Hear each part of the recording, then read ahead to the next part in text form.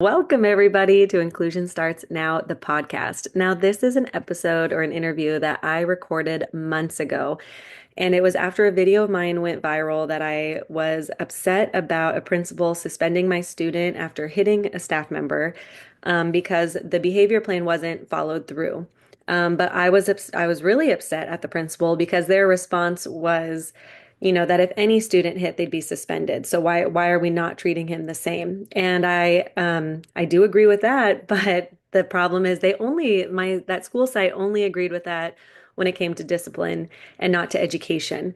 Because when it came to education, they gave me a bad curriculum that didn't even last me all day. And really were not for putting my children in the general ed setting.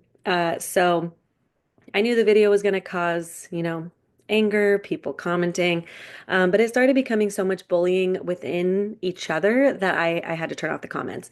So this person posted it in her stories, and in her stories, she said, how rude it was that I said I wanted a conversation and then I turned off the comments. And I told her, I was like, well, I turned off the comments because there was bullying, but I'd love to interview you. And so we interviewed and we talked, and we were very much on the same page. Um, but it's just showing how important it is to have these conversations because especially on social media, people will say one line to like get you triggered, and then you're so in defense mode, you're not able to like have a conversation together. So hopefully, this helps showing that we can have conversations. Both of us kind of go on tangents. I am keeping her anonymous, as she did ask that. And we ended up talking for like an hour after this episode. So we ended up having a lot in common and a lot to say. So I hope you enjoy it, and enjoy your bonus episode.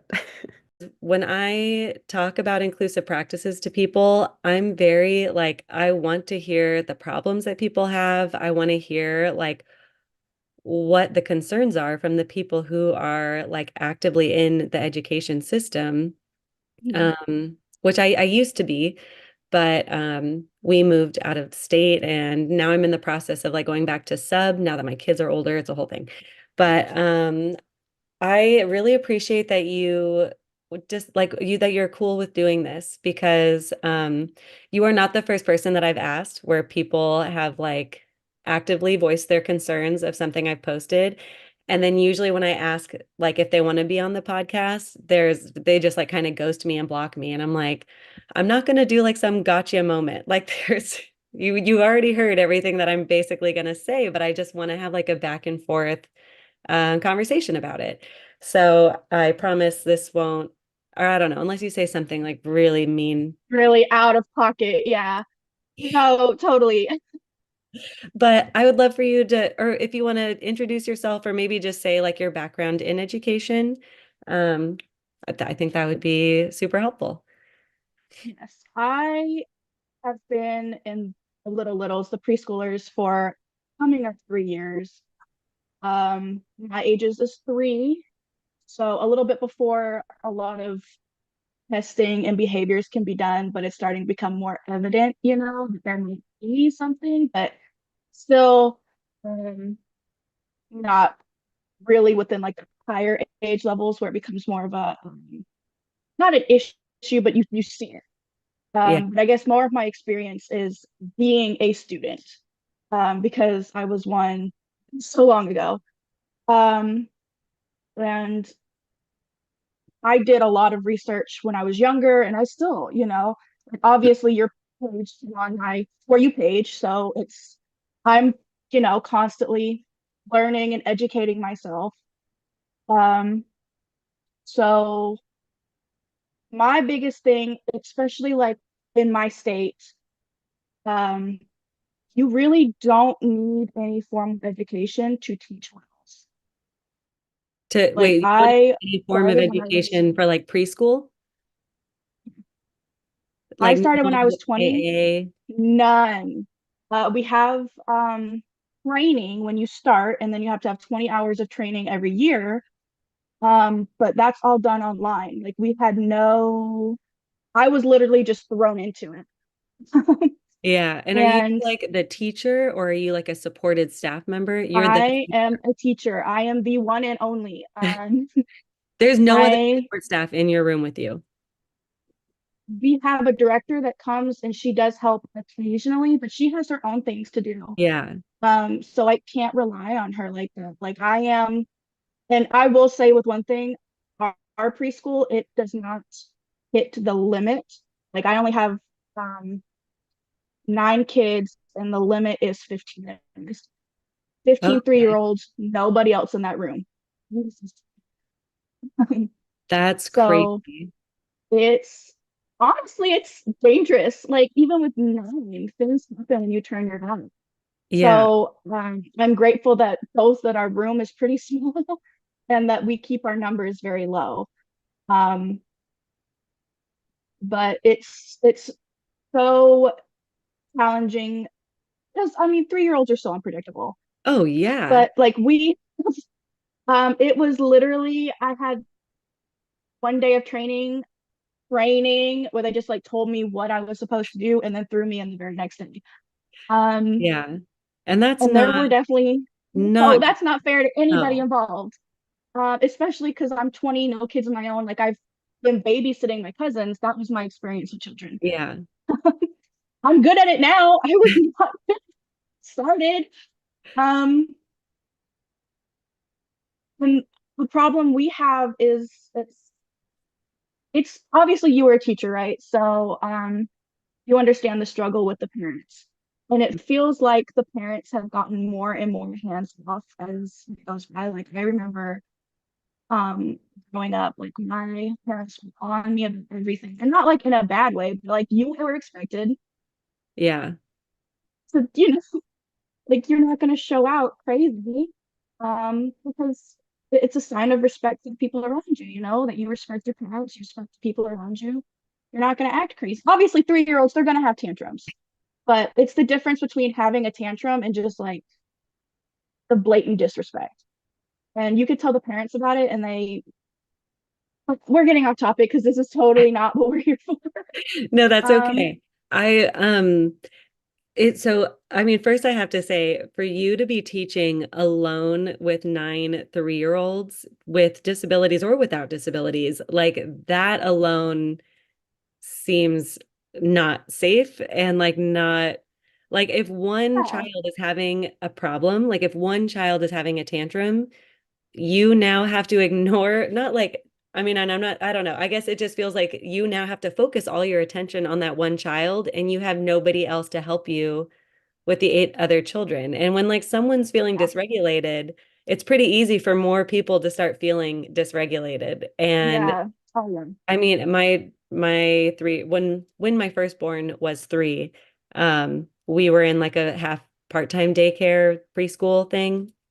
But there were 2 people. There were 2 adults for 10 kids. And even that was like, they're 3. That's Yeah, hard. they are everywhere. They are going everywhere. Like I remember I was in preschool, 2 teachers. I don't remember how many kids were in there, but it didn't feel like a lot. It was Yeah. 2 people, and it only went down to one person when we were 4. Even still, like, My 4-year-old still has 2 adults in the room. I mean, I'm a strong believer that like every classroom should have like an aide, like a support staff. hmm Because I like how I just don't feel like it's really possible to support all these different types of learners um when like it's just one person trying to teach all very of these much. lessons. Like it doesn't really make sense to me. Um but I can complain about the education system all day. Oh, me too. But if you don't mind, what state do you live in? I am in Texas. Okay, so I've talked to a few people in Texas and I do feel like it's pretty different all over Texas. That's how Well, I'm from California, and it's different all over California. Now I'm mhm. in Washington, and I'm kind of learning like their news system. But that's so. Have you been in the same area in Texas? Like all, Whole life, sorry, say that again. You cut out my whole life. your whole life. Yeah. So and even you saying that you feel like it's changed a lot since you were in school to now. And so you were telling me on Instagram that you had some bad experiences with children with disabilities. Are you okay sharing about that? It's and now when I'm saying like disabilities, I'm talking about like this higher level of I call them extensive disability. Like, support needs. That was my okay, teaching credential. extensive, Yeah. because like, I mean, like just the, like I had friends with autism, I had friends with ADHD. My whole life, I always kind of, because I mean, I was diagnosed with ADHD as an adult. I kind of gravitated to people that were kind of more like me. Um, but the issues that I dealt with came with the children that needed more support. And it was like they were not watched at the level that they needed to. And like I get that they want them to have that kind of independence, but then situations where I'm 14, 15, having a boy with severe autism pulling up my skirt in public, or this boy with Down syndrome, just hands completely in his pants the entire time we are in gym class. Um, and then I guess those two are like the main, like really uncomfortable parts. There was another boy with also severe autism, who was touching girls inappropriately. And I mean, you could tell he really didn't understand because he was going tickle tickle. He was trying to like Yeah. play with them, but I mean, we were uncomfortable. And it was actually that Aid wasn't saying anything. And I was actually the person who was trying to explain to him. I was like, oh, it's like how I talk to my children. She won't like that. Her boyfriend won't like that. He's kind of trying to be like, blah blah blah Yeah. blah. But at no point was it handled. And then we also, this might give away where I went to school, but had a tragic incident where a boy who was fairly disabled was not did his aide was not with him on the bus. He got off the bus, was walking down the road, and actually got hit and killed by um By someone speeding? Is that what you said? no, he was not speeding. She was going, was Oh, actually a member of our administration. Um, he was just in the middle of the road. She was going, he was hit, and it was, I mean, awful. And yeah. we were trying to, they were trying to cover it up. That was the problem. They were definitely trying to cover it up.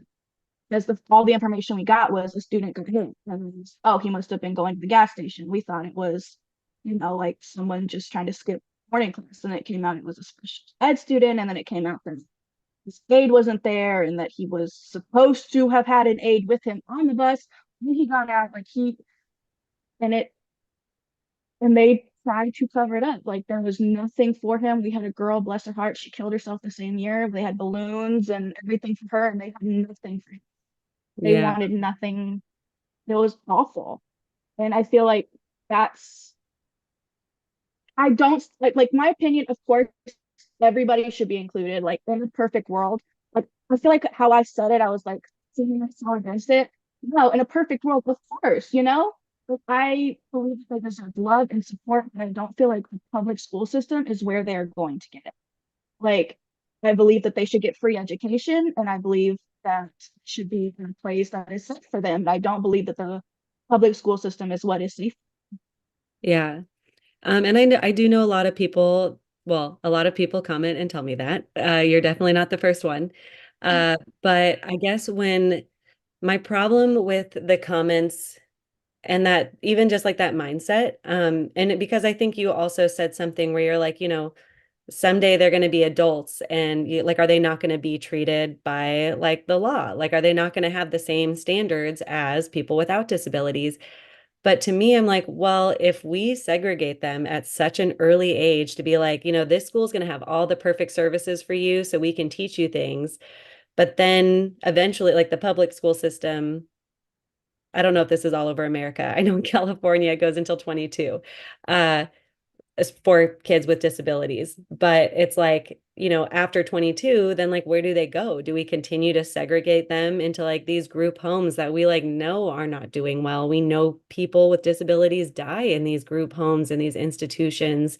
And it's like, we've seen so many studies that when people with significant disabilities, when they get this like support and staff that are trained to teach them how to communicate and like you know, read what their behaviors mean and teach them how to communicate instead of hitting or instead of touching themselves. Like, we've seen so much more growth and progress, and that they could be a very valuable part of their community, which is really the goal. But you were very right that the education system, it's never been perfect. We've never been like, whoa, too many teachers, go find another job. Like, that's never been a thing. And I actually think it's really interesting how after COVID, like, it's changed, like our mindset has changed. Like, I've heard how many teachers have talked about just kids without disabilities all being like 1 or 2 years behind. And I think that's kind of like, so I try to use my platform as like, I was a teacher and I'm using these strategies with my kids, and like I feel like they're doing pretty well. And I even have a moment with my youngest that I'm like, I'm not quite sure if he like is autistic or if he has ADHD. But because I know all of the early intervention strategies, sometimes I'm like, I'm worried we might miss a diagnosis because I'm like Mhm. automatically, like if he starts hitting another kid at the park, even though he's like 2 or 3, I'm like, no, I'm not, like, that's not Yeah. okay. And with all of the stories you shared, which this is what I say to everybody who shares me stories like that, that's not okay. And I'm so sorry that that was your experience, because that's not, no aide, no teacher should ever say like they just have a disability, like it's okay, like just ignore it. Like, that's not inclusion in on my platform, in my head, anywhere. Um, but there is also like there needs to be some sort of training or understanding, to me, that staff working with kids with disabilities, especially more significant disabilities, that like we really do need to target those behaviors, understand where they're coming from, look out for the precursors. So if they're about to happen, we're now like prepared to keep everybody safe. Um, and then see what they're trying to get, and like see, if they're mad and need to hit and throw things, like could we give them like a bunch of soft toys and go into like an area where they can just like chuck them as hard as they can? I mean, I know me, I love punching um the air. I don't know, kickboxing. I Yeah. definitely need to get like physical aggression out at times too. But I've learned how to do it without endangering anyone around me. People, yeah. And I do really believe that people with disabilities can be taught like how to be a part of community and how to be a valuable part of their community. Um, but it does take, do you see this huge long tangent? I just went off and said like five Oh, no, different you're things. totally I fine. told you I do this. This is such a problem. I just have so many things in my head. Um, First, I want to say, how do you wish like the staff treated the situations that you were in where you felt unsafe? Like, what do you wish the staff did instead of just ignore the behavior? It's that's so she was such a nice lady. It's so bad like trash talking her because she and I really got along. I had two classes with her because she did groups. She had groups of three. And I feel like one lady who, bless her heart, did not move very well. Um, I don't know how strong she was. Thank God, I never had to see her put it into how, like, but I feel like it should have been more one-on-one, or at least two on two, or one on two. That Yeah. would have probably been a safer um ratio. Um, because these kids, for the most part, they were very, docile, sweet, and kind, but we had one boy, he did get upset, and it was in a cooking class, and there was a knife involved, and we all had to book it. Um, I feel like, and also like maybe it should have been a class specialized for that. I don't necessarily I'm know so if he needed wait. to be Can you say that one more time? You cut out right on that word. a more specialized class for Okay. specifically people with higher needs. where the tools were safer. Um, the recipes didn't need so much involvement. It didn't take as long because I feel like the hour-long class also they like because I think I don't know what his level was, but it wasn't in the double digits. So for my littles, I know that I probably can't do anything with them longer than 30 minutes, even 15 minutes. So it should be like smaller, easier recipes, easier to digest, with safer tools. Not saying that we couldn't have all done it as a group together, but like maybe on certain days, not every day, um, every class. I feel like they not that they cannot be included, but it like different days, different schedules. Always the same routine because I know routine is important, important, important. But that way, like the students who don't need the extra help also kind of get, like a mental break and an easy day. And the students get like a lesson that is, informative. They have to learn how to care for themselves at some extent to feed themselves. So even if it's just like putting together a peanut butter and jelly sandwich, cutting it in triangles, I feel like that would have been something that was safer, easier, and less like easier for them to like digest, get it done, and then like go back to their normal schedule. And they still like gain something from it. Yeah. I don't know if that sounds, I don't want to like infantilize them because they are, still adults, but they just need things that like that they can do. And I don't feel Yeah. like that was something they could do. Um, and I mean, we saw the evidence of it. They would get very restless. They didn't really want to do it. And they were there just to because they had to be. It was on their schedule. Yeah. And were these kids, did they have aides with them? That was the one where it was the one lady to four children. Yeah.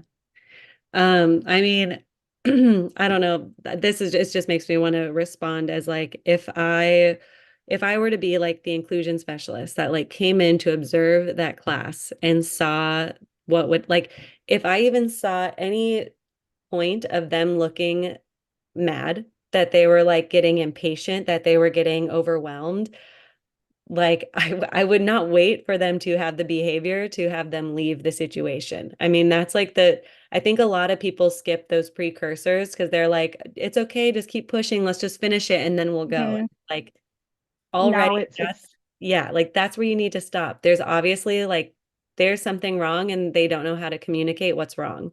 So it's like, don't give them a knife and things to cut. Maybe we need to like sit in the back of the classroom and like kind of talk about what next step we want to do.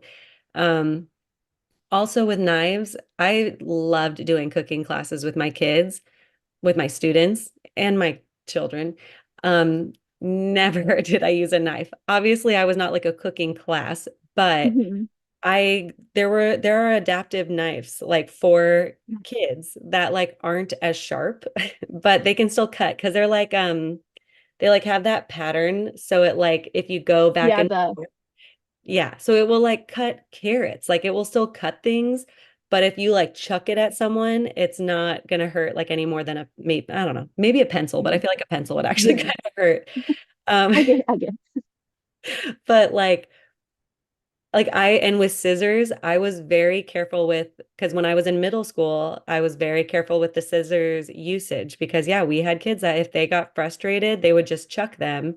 And so first we just had the dull ones, but if there was any sign of a child looking or having any sort of precursors that they were not having a good time, we would make and it would be like a fun break. We'd be like, "Wow, you did so good. Hey, let's take these and let's go for like a walk or something or let's go do like automatically, I don't know, that stuff seems to get missed a lot because everyone gets focused on the behavior. And the reel that I actually posted was an example of it wasn't the usual aide that worked with my student.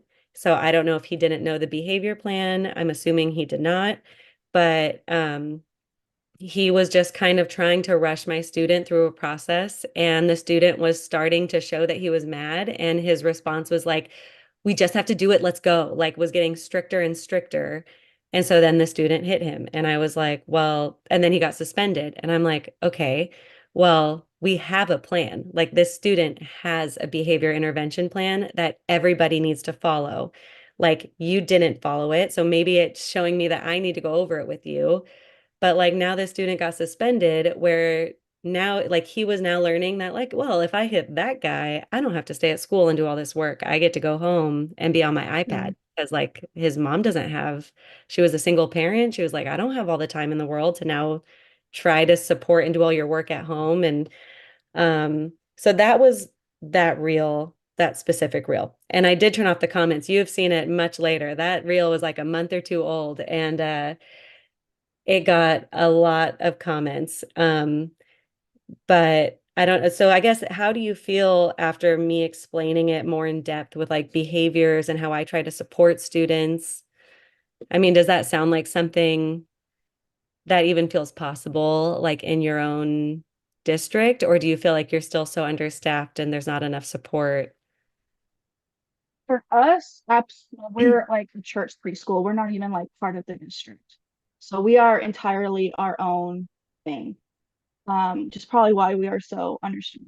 And it's for us, like I felt so awful. I had a girl with ADHD and it was severe ADHD. And she was kicked out because we didn't have the support, the time, or anything else. And it was like I had a real connection with her. I was the only person that could get her to nap. I was the only person who could get her to listen, because I guess that I myself had the ADHD. And, so we were on the same wavelength a lot of the time.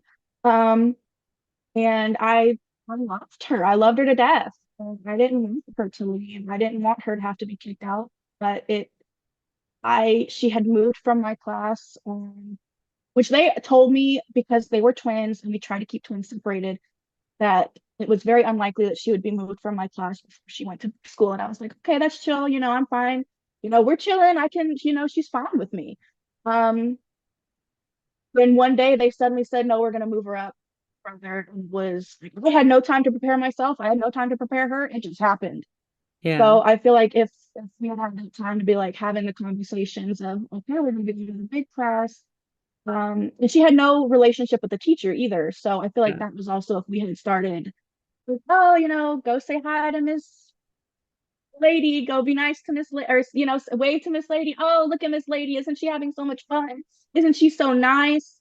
Even if we had just been able to do that, it would have been a lot better. And I'm not gonna say that, the preschool four teacher, she was trying her hardest, but she just didn't have the connection, and this child, she had bonded pretty closely with me, which probably was my fault for being so close to her. I probably should have started to distance myself when she got a little older. But I mean, she and we were like twin flames. I mean, we were constantly going together. Um, so it just, I Can understand. can I ask a question about you growing up? Because you said you have ADHD.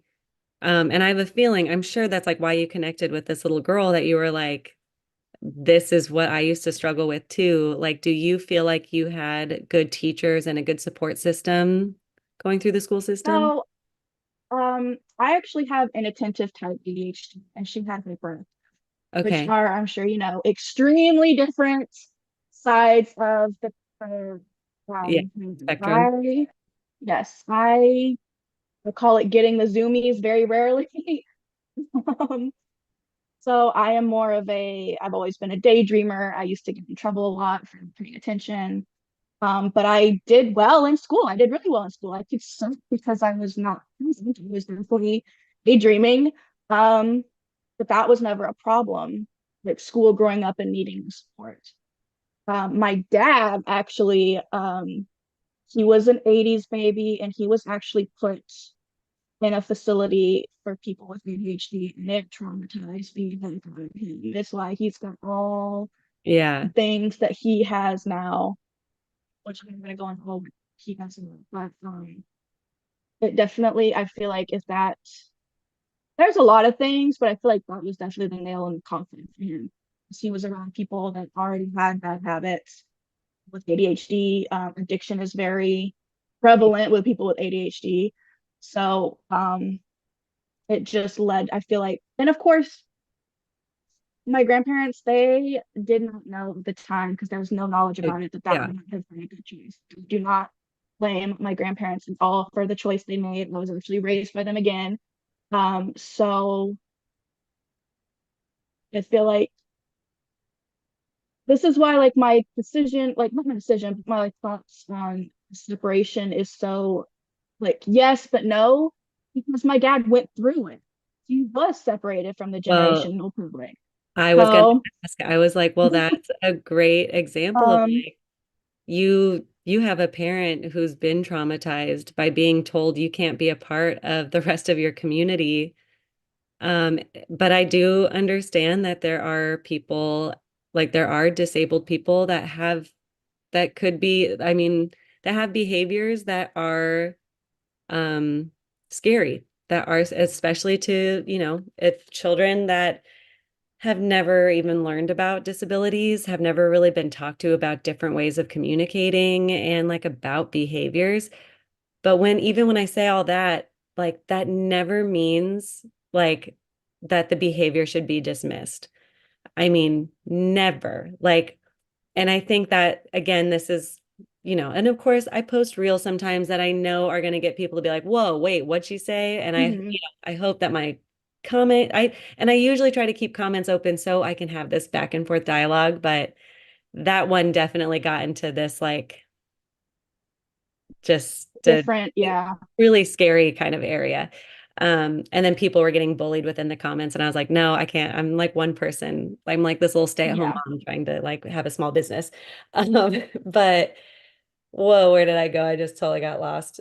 Oh, but I mean, I get it that a lot of people don't have this training, but I just feel like if we just rely on like, well, we can just like put them all in one classroom, like all the kids with severe, like significant needs, you Hmm. will put them all in one classroom, we'll bus them all there.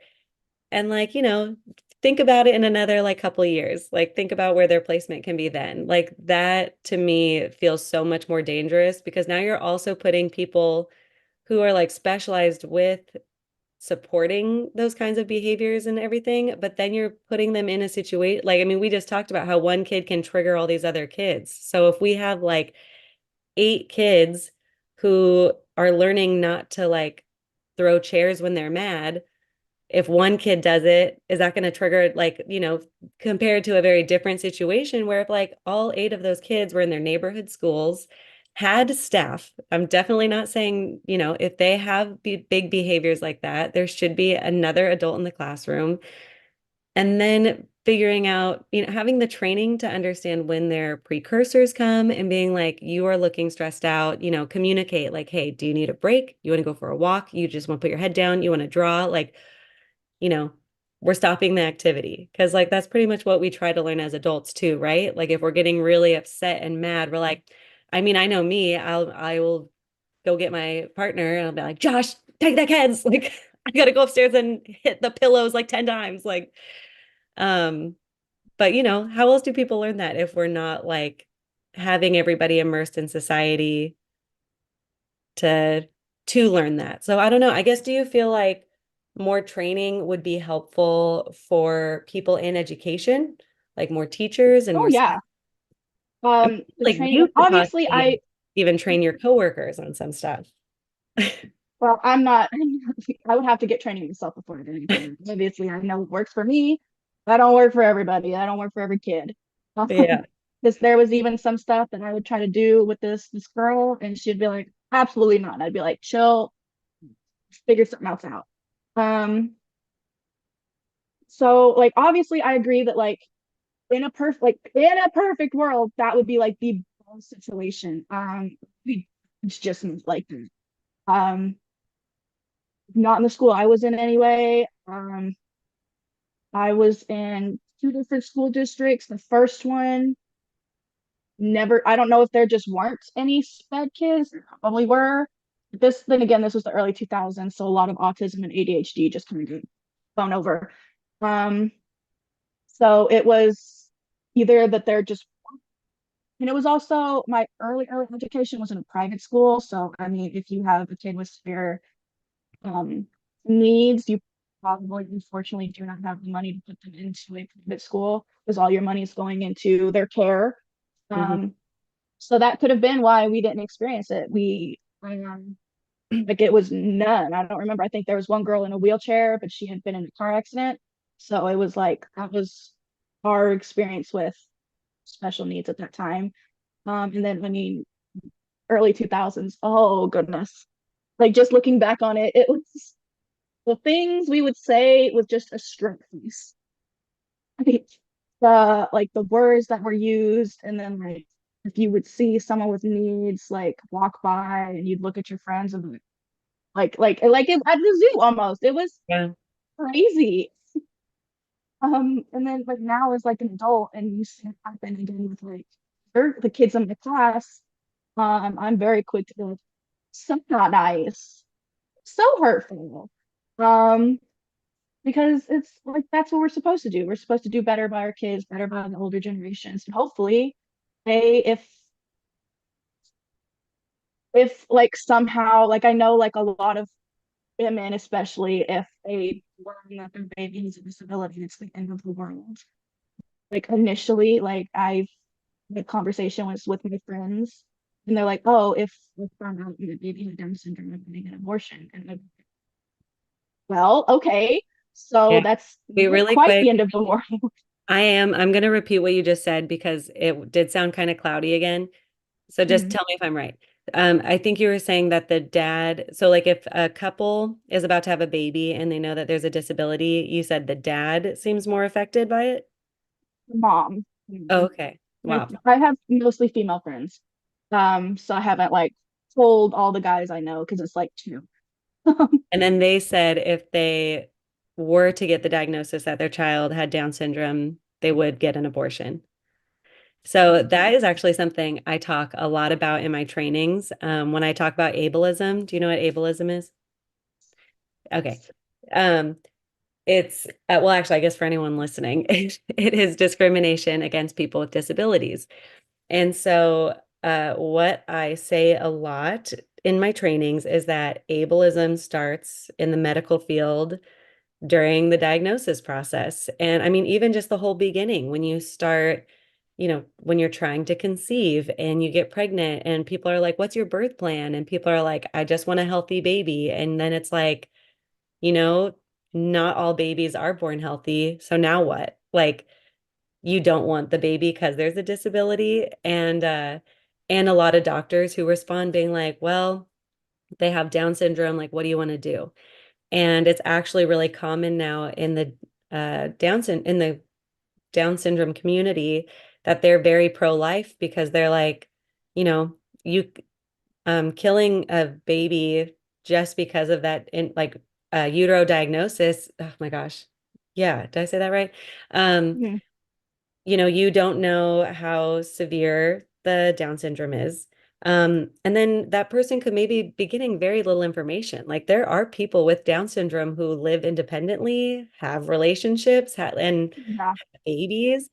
And I have friends who do not have disabilities and they've had to like move back in with their parents. They can't hold a job. They can't find a person to be with, even though they want one. Like, and I'm now in my mid 30s and I still have some friends. Bless them. I love them all. There's nothing like, I'm not trying to talk bad about them, but it's like this view that I feel like parents have when they just don't know about disabilities. And they're like, and don't get me wrong, your life is going to look different having a child with a significant disability. You will have early intervention and therapy and service providers and an IEP. Like it does look different, but I guess it just like kind of is like this open-ended question of like, well, what's the quality of life? Like, are we saying that people with significant disabilities can't have a good quality of life? And that we now know, now that there are way more people being born with significant disabilities, they're now adults and they're like, I want to be here. Like, yeah, it sucks that things aren't all accessible to me and it sucks that people have to help me eat, but like, I have a job and I have friends and like I do love my life. And so it's kind of an interesting I mean I definitely see both sides of it where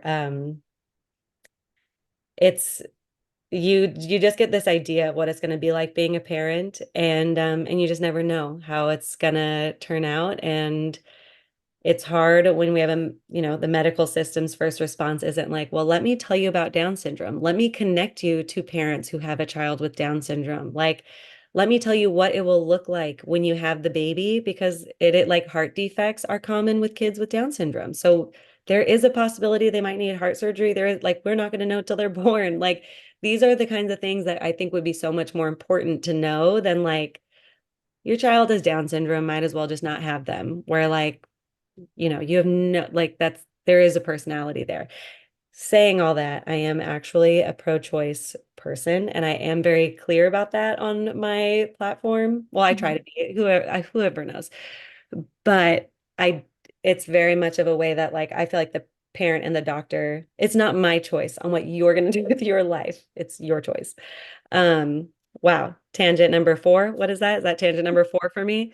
Um, and I totally cut you off. So you were saying, so, and are these friends of yours who have like gotten pregnant, or are they, No, is this like no, they're still young, but they just, I feel like issue is all like we've seen is the heart, like the most severe cases. That's what's talked about. That's what's shown on media. Um, that's what's, I mean, do you remember all the documentaries in the early 2000s about disabilities? That's what I used to like to watch. And it was always a severe end of it. There was never the broad range of it. It was because people wouldn't watch that. People wouldn't want to watch someone who looked a little different do their job in a supermarket. They wanted somebody, acting dysregulated, acting what we would call crazy. That's what people look at. So I think that's unfortunately now what people think when they hear Down syndrome is like the example I put, the boy touching himself in gym class. And that's the case. And when you said that story, because I've had I do more video responses on TikTok, because I've had again multiple people say those stories. Uh, a lot of children with disabilities do not get sex education talks, and it drives me insane because there needs to be like a way. Oh, I got a hair in my mouth. There needs to be a way to like communicate. I mean, just like how you would to any child who might start touching themselves, of being like, hey, we don't do that at the dinner table. If you want to go to your room or go to a bathroom, like in my middle school class, we had sex education because they were all going through puberty. Like, and I mean, touching yourself feels good. That's why so many people do it. Like, but we can't just say no to a child thinking that they're just gonna not go through puberty. Um, but for all my middle schoolers who, yes, they were super into touching themselves in class, it was like we talked about private and public places, and we were like, and we labeled it and we had visuals, and it was like, is math class a private or public place? That's a public place. Do we touch our penis here? No, we do not. Like, if we need to touch our penis, can we ask to go to the bathroom? Yes. Like, we will find a way to make it work, but, and then consent. That was like, I mean, my sex education for my seventh grade class was that we talked about like where we are allowed to touch our body, which is not in the classroom. It's not out at lunch. It's not while looking at other students. And we talked about consent. We said, if even if you go up and want to hug someone, if they say no, do we still hug them? Like, no. And then like, what is nonverbal communication? If like, if you go to hug someone and they start like backing away like this, do they want to hug? Like, no. Um, but these are like conversations that just kind of like slip through the cracks sometimes. And then people dismiss it because they're like, well, they have a disability, just like ignore it, look away. And I do think each generation is learning so much. So it's been this podcast has been really great with like starting conversations with like just people in my family even. Because yeah, I mean, I too, I had a very similar experience to you when I was in like school, like as a student, that there was a special ed classroom, but they were apart from us. Like we knew that they would sometimes come out for lunch, and there was like you could volunteer to like eat lunch with them. And it would like, you were getting volunteer hours, which now as like an inclusion specialist, I'm like, you're using them. Like that's not inclusion at all. Like, which is so interesting. Anyways, I feel like this has been a very lovely conversation. Is there anything that you want to talk about that was like, I don't know, maybe that I could clear up, or do you have any questions for me?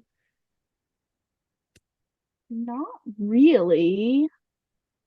Let me give me well, maybe more about like older generation and the disabilities.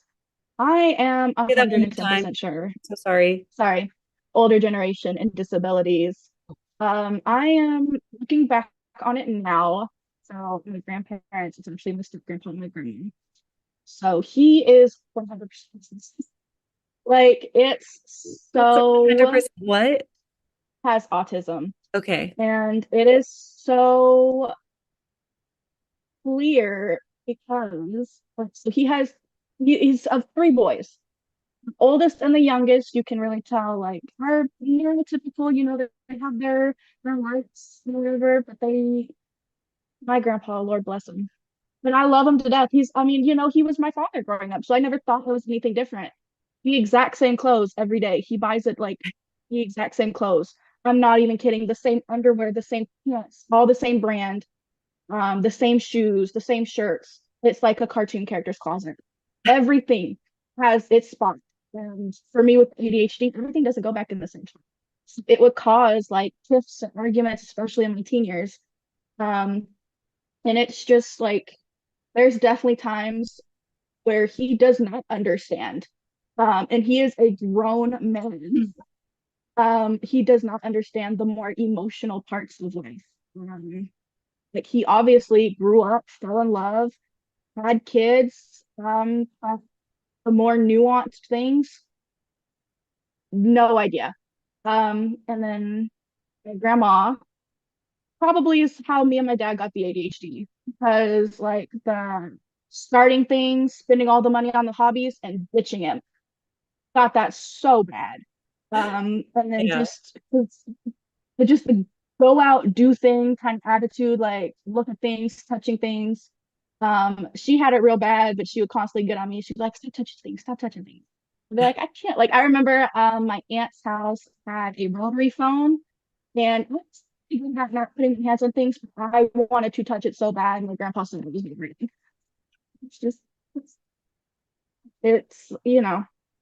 And I also think that they didn't realize like that there was anything possibly going on with me because they both were neurodivergent themselves. So they were just like, the kids are like this. And then my grandma, she had my dad who had ADHD. So she's like, that was her only child. So she was Yeah. like, the kids are just like this. So like, yeah, it was it was an interesting childhood. It was a great one. But everything made sense when I got my diagnosis. Yeah. I mean, that's kind of what my husband's going through right now.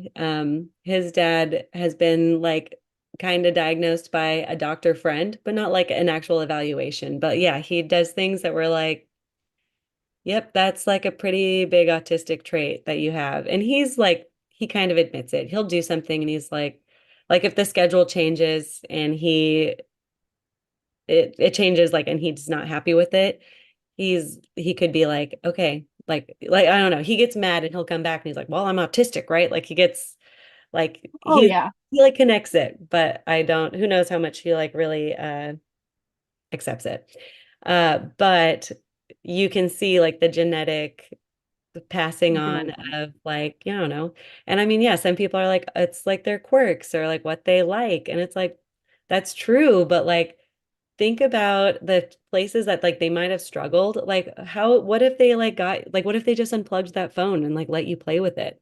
Like, or what if they got you some like other rotary? I almost just said rotisserie. Um rotary phone, like that like might be broken or something, and then you can go and play on it, and like maybe it even regulate you, and that could like, that's like literally no harm, no foul. Why? Like it's like really interesting. I'm really liking this like kind of change in the education system of like teach to the child. And it's like, okay, we'll see like where their benefits are, or benefits, where their like strong suits are, or where their passions are. And then how can we like connect that to lessons for them to like, be involved? Because like the public education system started because they wanted people in like factories. Like they just wanted people to listen, follow rules, and then go work in factories. And now that's not our life anymore. So now it's like, well, then why are we still teaching like that? Let's, teach to like that makes sense.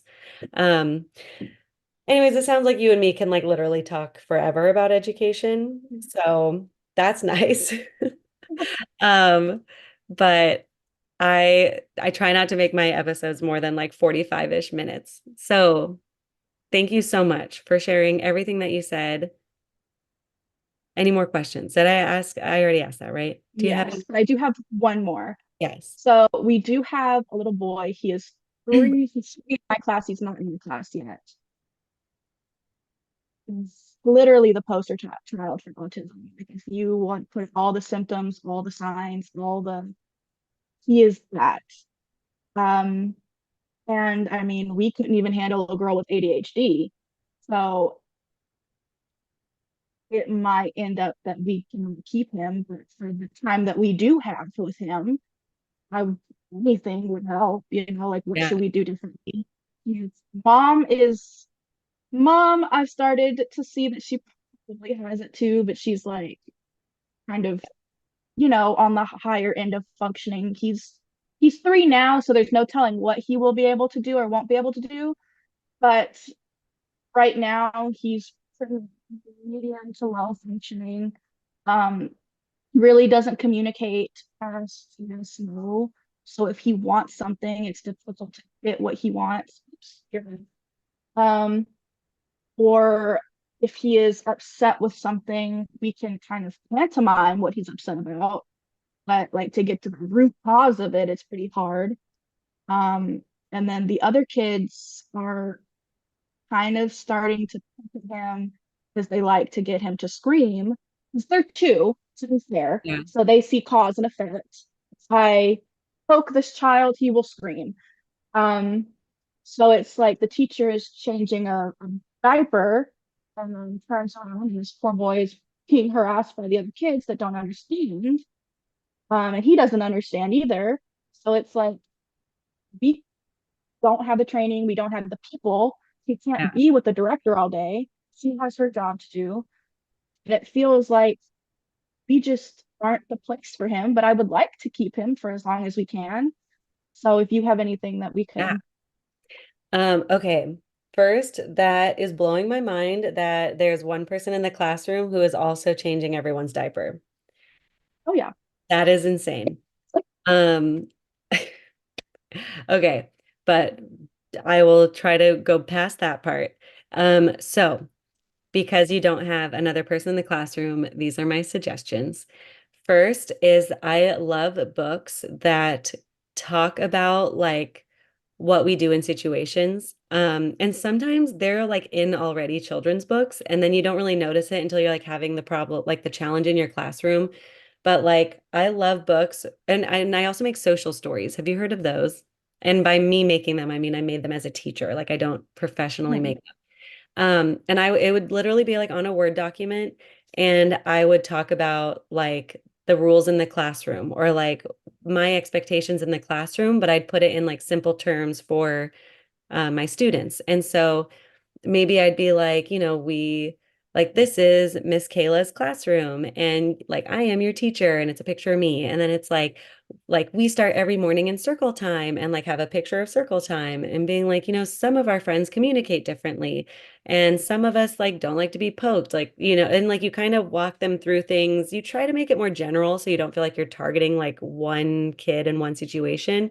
But like even if you wanted to talk about like nonverbal communication of like, if someone screams, do you think they like that? No, like what should we do instead? And being like it like we can have a place to scream. Like if we all go outside and want to like scream for 5 seconds and then come back in, like it's kind of this mix of giving them time to do the sensory like needs that they might need for, but then also having the language to be like, no, we're not going to do that.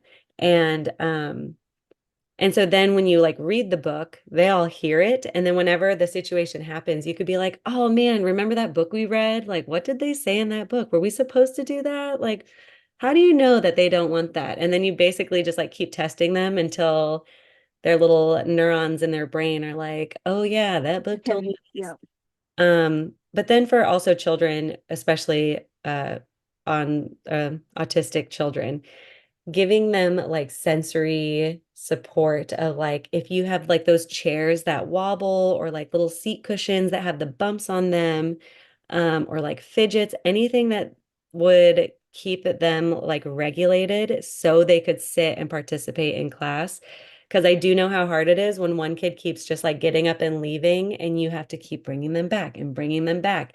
And then even if you had like multiple chairs where like one student can be next to him and like taking turns of like wobbling while you're doing morning circle. So then that's also giving like peer support that could keep changing. Like, if there's another student who's like not really focused, you could be like, hey, how about you sit with like on the cushion next to him and you guys can both do some wobbles or whatever. Really trying to like redirect. I don't know, that those are the things that came to my head on the spot. Do you guys have any sensory things like that? Like sensory cushions, or they are all on Amazon. They're not that expensive if your school is like willing to like pay for some of those things. It's Yeah. our preschool, man. It's a really tiny one in a really tiny town. We are the cheapest in town because we try to be inclusive to everybody, Yeah. but we don't take government funding. So, Wow. because I don't think a lot of people know this, you won't, but government assistance doesn't actually pay the rest of the tuition. So we would be losing that money, which we Mm. already don't make a lot of money. So, that's just not a financial thing that we can do. Everything that we want, I pay for a lot of stuff out of my own pocket, and I make 11.50 an hour.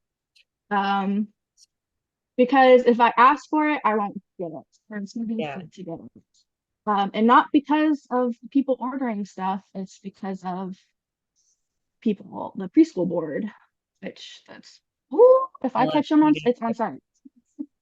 Have you ever done like Donors Choose? Um, that's like a website, and I've had like random people that I don't even know just give me money through there.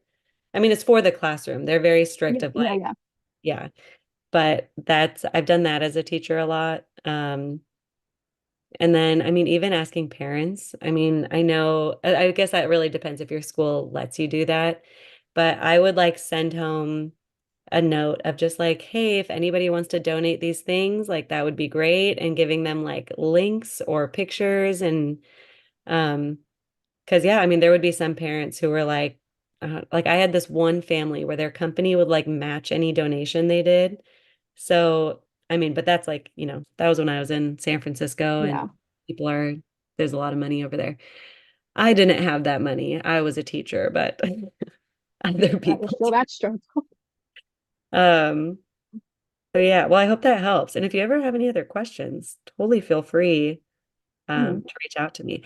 Thank you everyone for listening. I know this episode came out on a really random time, and I am going to have another episode out on Monday. But I hope everyone is having a great holiday break. If you're already back at work, I hope you are crushing it. And the next episode is going to be all about New Year's Eve resolutions, especially focusing on inclusion and boundaries and your own happiness. Okay, there it is. Talk to you later.